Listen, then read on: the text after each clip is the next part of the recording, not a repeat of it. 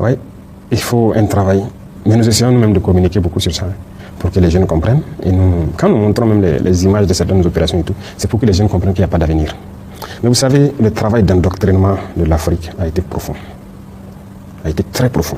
Quoi qu'on dise, il y a plein de jeunes qui rejoignent ces mouvements terroristes-là au nom de la religion. Ça, c'est une réalité indéniable. Si on passe à côté, on ne se dit pas cette vérité, on aurait échoué.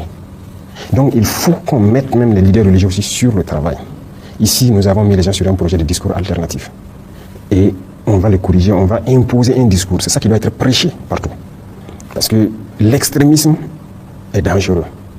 Et c'est l'extrémisme qui amène les gens à rentrer dans ce genre de mouvement. Ils sont nombreux là-bas qui y croient. Je vous ai dit une fois, moi j'ai fait le terrain, aujourd'hui les jeunes soldats sont sur le terrain. La réalité c'est quoi? Vous ne pouvez pas détruire une base terroriste sans trouver des livres coraniques. Pourquoi? C'est stratifié là-bas. Ceux-là qui sont là, qui combattent sur le terrain, ils sont nombreux qui combattent parce qu'ils croient que c'est la religion. C'est ce qu'on les dit.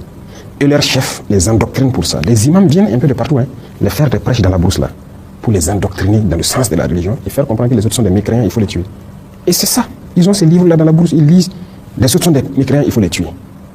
Mais leurs chefs savent bien ce qu'ils font. Et ils sont bien couchés, bien lotis. Très souvent même, ce sont des gens qui font tout ce qui est contraire à ce que la religion même dit. Vous allez les trouver en matière d'adultère, ce sont les champions. En matière d'alcool, de drogue, ce sont les champions. Et leur travail, c'est politique. Ils savent ce qu'ils font parce qu'ils sont tenus par les impérialistes pour détruire nos nations. Et ils sont bien lotis. Leurs enfants, leurs familles sont bien gardés quelque part. Mais ils vont endoctriner ces idiots que j'appelle là, sur le terrain, là, ceux qui tiennent les armes là. Et ils croient vraiment que c'est la religion.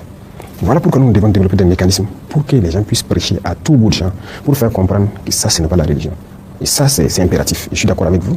C'est en cours. Il faut qu'on ait un document unique et que partout, on puisse prêcher la même chose. Peut-être que ça va aider certains qui sont convaincus de cette chose-là, de freiner et de ne plus aller vers ça. Parce que même dans nos villes, c'est pas rare de croiser des jeunes qui trouvent que vous n'êtes pas un croyant, vous êtes un mécréant. Et tellement il vous méprise, il a même envie de vous tuer. Et il se dit dans sa tête que s'il vous tue même, il part au paradis. Des gens comme ça, ils sont prêts à prendre les armes, tuer soi-disant des mécréants. Mais il a été endoctriné. Donc c'est le travail inverse qu'il faut qu'on fasse. Donc en tout cas, on est en train de travailler là-dessus pour avoir un document. Et chaque fois que les gens doivent prendre la parole, prêcher et tout, ils doivent pouvoir prêcher pour désarticuler un peu leur discours. Et là, je pense que ça peut faire aussi une avancée dans le recrutement dans le groupe terroriste.